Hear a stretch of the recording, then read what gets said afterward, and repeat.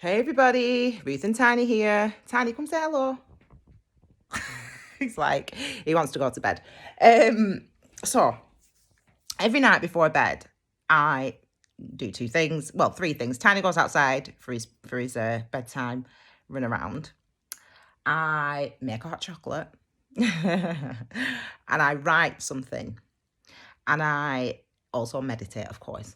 And I write something every single night, and I wanted to share this with you tonight for some reason, so I'm just going to share it. So listen up. Symptoms of enlightened living. I'll start again. Symptoms of enlightened living are strong and forceful and real. They soothe and yet cause suffering, and shackle yet release. And they free us from this state of delusion. And yet to live it, to experience this wrathful transformation makes one question the power of mind and body, the strength that one can muster. And through it all, the pain and the growth and the doubt and the poverty and the isolation, one cannot fail to see the blessings and acknowledge the freedom which it visits upon us. Now, I always write. As I said, I write every night, and I don't edit it. I just write it. And I wrote that today, and I wanted to share it with you. And let me tell you why. You know, this year, 2020, it's been a tough year, hasn't it? It's been tough for me personally. I mean, at first, man, I'm chilling. I'm like, do you know what? I'm on YouTube. I ain't going to lose no money.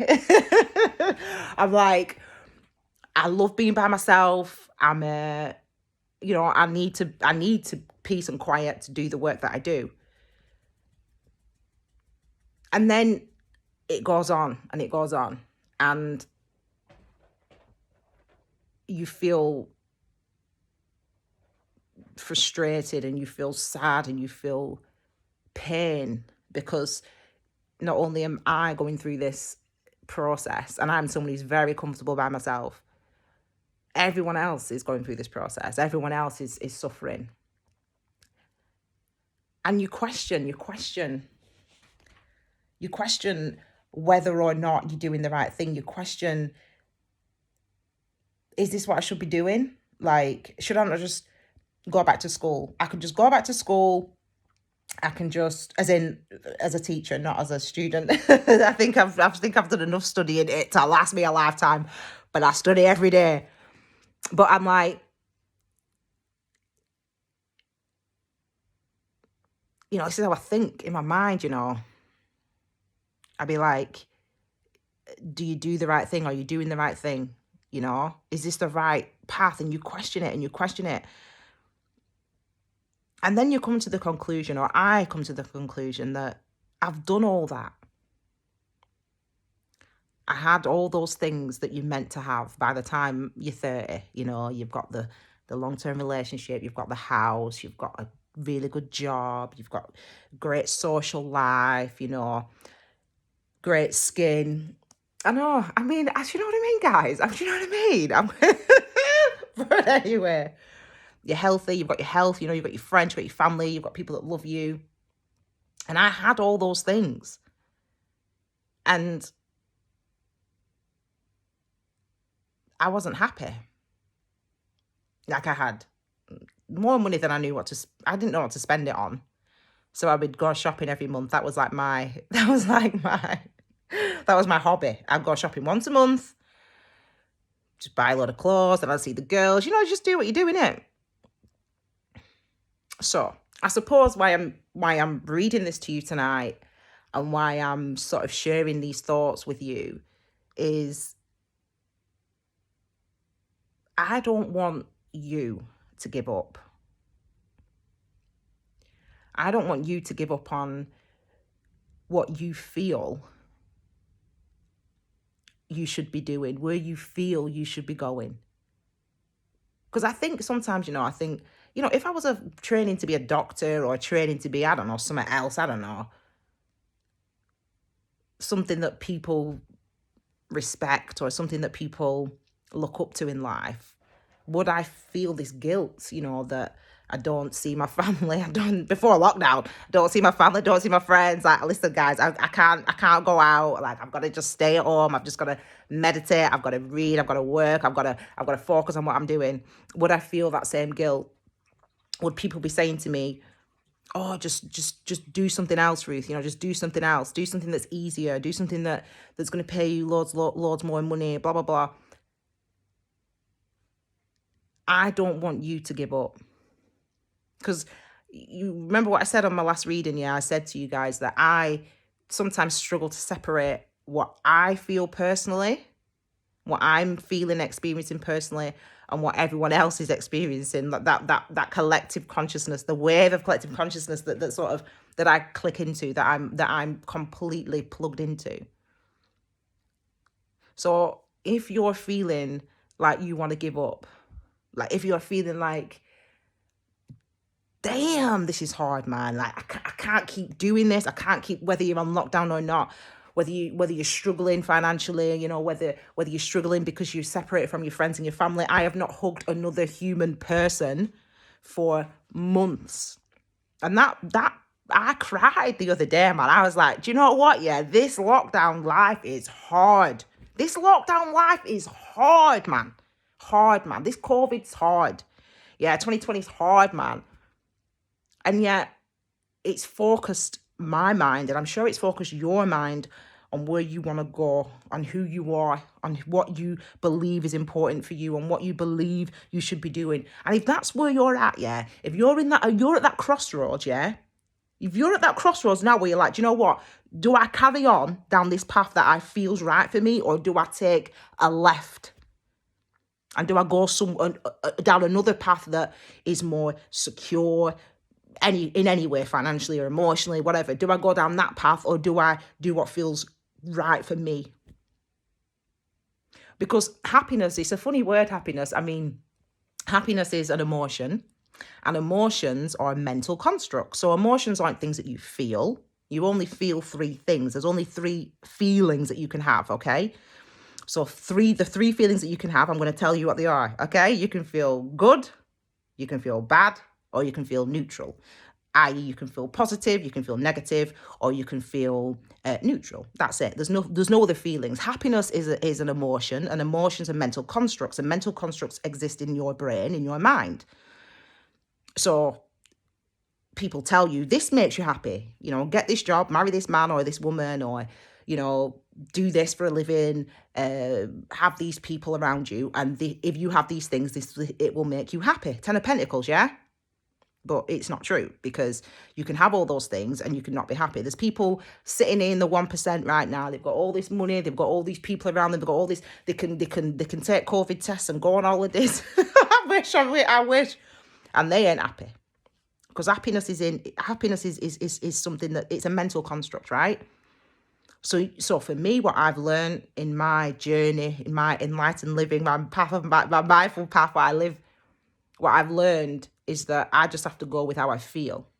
Do I feel at ease? At ease. Do I feel at ease? If I feel at ease, then I'm in the right spot. Now, I can be frustrated. Frustration, that's what we call a dissonant mental state, or a subsidiary dissonant mental state. Again, it arises in our minds. It's not a mental construct. It's a dissonant mental state, which means it's an archetypal. It's represented by the dissonant mental states, of which there are, I don't know, something like, I don't know, can't remember. I can look in my book and it'll tell me. This is my book here, what I write in. I can't remember how many dissonant mental states there are. Anyway, but the ones that there are, I want to say there's about 30 or 40 or something. Anyway, these are all represented, these dissonant mental states are all represented by the tarot cards, by different tarot cards. And I'm going to look for it because I can't find it. Anyway, not that it matters. Dissonant mental states. Here it is. Look, dissonant mental states. Can you see that? Anyway, so dissonant mental states, they arise because, anyway, I won't read you that. But the 6 primary dissonant mental states, and then there's a whole load of subsidiary dissonant mental states. And your primary dissonant mental states are fundamental ignorance, attachment, aversion, pride, doubt, and afflicted or dissonant views. Okay, they're sort of the key sort of 6 dissonant mental states, and they arise for our karma, for our dharma.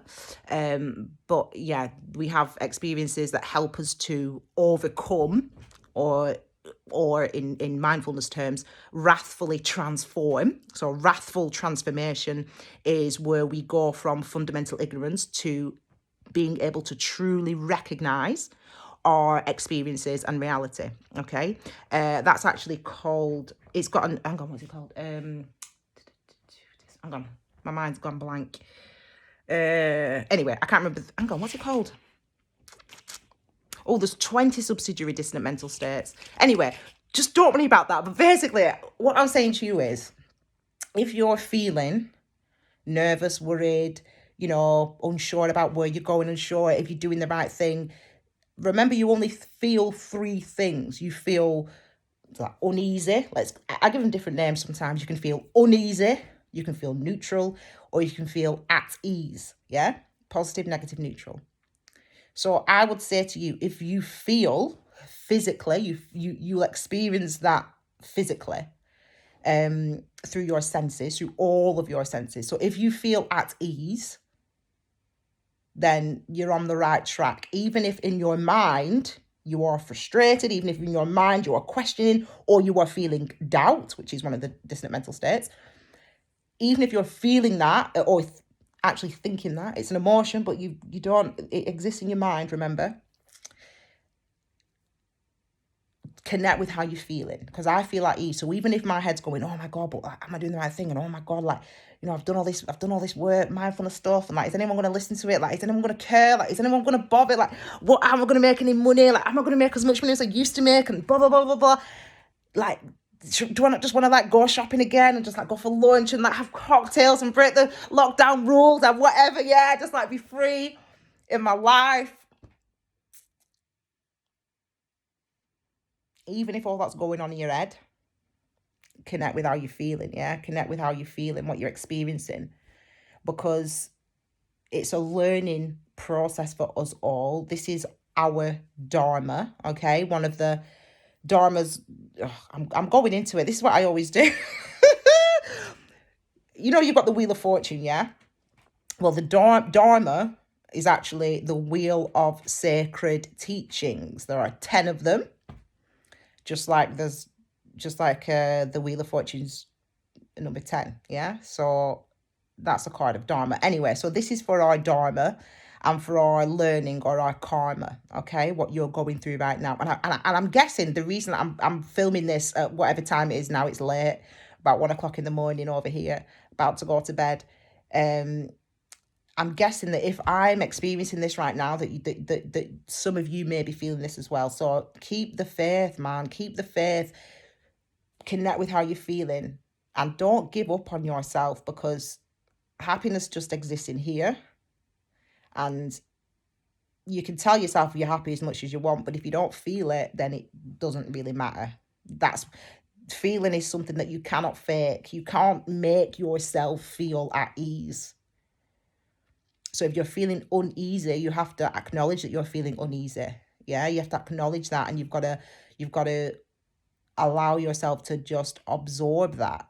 And by that I mean, this is when we use meditative concentration, which is the second of the intermediate states. The first being the waking living state, which is this. And the second being meditative. Well, actually, the second is the dream state, which is where I will be soon when I go to sleep. And the third is meditative concentration. So meditate on it. That means to focus on it. Meditate is not to silence your mind. Meditate is to acknowledge what you are thinking and experiencing and feeling in that moment. Okay. So anyway, I just did that. Tiny, look at him. Can you see him? Look at him. Ah, go by baby doggy. I love him. You can see my Buddha. Can you see my Buddha? Did you know that you shouldn't buy Buddhas? Someone told me that. I didn't buy that Buddha. My next door neighbour gave me that Buddha. And the other Buddha I got from a wedding. So, but it was like a gift, like a wedding favour. So yeah, I've never bought a Buddha. Anyway, if you bought a buy, but it doesn't matter. But yeah, that's what someone told me. Anyway, I digress. I just wanted to do this little video for you, and yeah, I'll keep it real with you as always, and just stay committed to yourself. Like, do not give up on yourself. Yeah, do not give up on yourself. Acknowledge how you're feeling, acknowledge what you're experiencing. If there's doubt, let yourself experience that doubt, because that doubt is there to teach you something. That doubt is there to get you to recognize the truth of what you're feeling, of what you want, of where you're going, of who you are. Yeah. Okay, I'm gonna go to bed. Tiny wants his treat. He's given up on me. My hot chocolate's gonna have a skin on it. Do you know I hate that? Look, I'm gonna show you. No, I won't. Oh, no, I can't show you. I've got other things on me. Nothing nothing bad. Anyway, take it easy, people, and I'll see you all again soon. I'll be looking into 2021 soon, and I'll be posting those videos, but there's going to be a lot more in mindfulness. But I've written it all. I've just got to record it. That's the problem. That's where I'm at right now. Okay. In a bit, people. Sleep tight. Bye.